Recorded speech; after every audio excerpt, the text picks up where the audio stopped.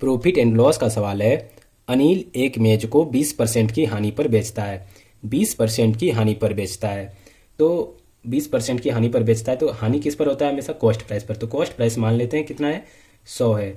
तो 100 का चीज़ कितने में बेचेगा जो 20% का हानि होगा? 20% का हानि होगा तो 100 का 20% कितना होता है? 20। तो 20 का में बेचना होगा तो कितने में बेचेगा सामान को? 80 में बेचेगा। तो 20% का हानि होगा। आगे सवाल में कह रहा है यदि वह इसे 160 रुपये अधिक में बेचता है तो उसे 20% का लाभ होता है। तो 20% का लाभ कब होगा? जब हम 100 का 20% कितना होता है? 20। जब हम 120 में बेचेंगे सामान को तो हमें 20% का लाभ होगा। और 20% का हानि कब होगा? जब हम 80 में बेचेंगे सामान को। तो सवाल में कह रहा है क्या 160 रुपया अधिक में बेचता है। तो कितने अधिक में बेच रहा है यहाँ पे? 40 अधिक में बेच रहा है। लेकिन सवाल में कह रहा है 160 रुपया अधिक में बेचता है। तो 40 यूनिट का वैल्यू कितना हो गया? 160 हो गया। तो 160 में क्या करना होगा? 40 से भाग देना होगा। तो कॉस्ट प्राइस हम निकाल लेते हैं। कितना होता है कॉस्ट प्राइस?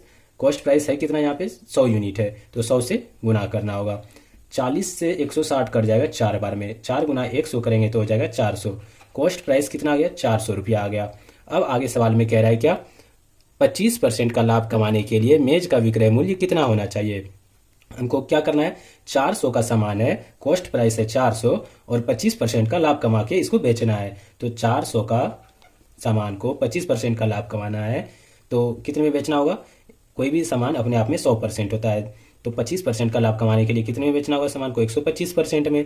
तो परसेंट का क्या हो जाएगा? बटे 100 हो जाएगा। तो यहाँ से सेलिंग प्राइस निकल के आ जाएगा। तो यहाँ से 20 कैंसिल, 125 गुना 4 करेंगे तो कितना हो जाएगा? 500 हो जाएगा। यानी सामान को 25% का लाभ कमाने के लिए कितने में बेचना होगा? 500 रुपया में बेचना होगा। ये हमारा सही आंसर हो जाएगा। ऐसे ही महत्वपूर्ण सवालों के जवाब जानने के लिए हमारे चैनल को सब्सक्राइब जरूर कर लें।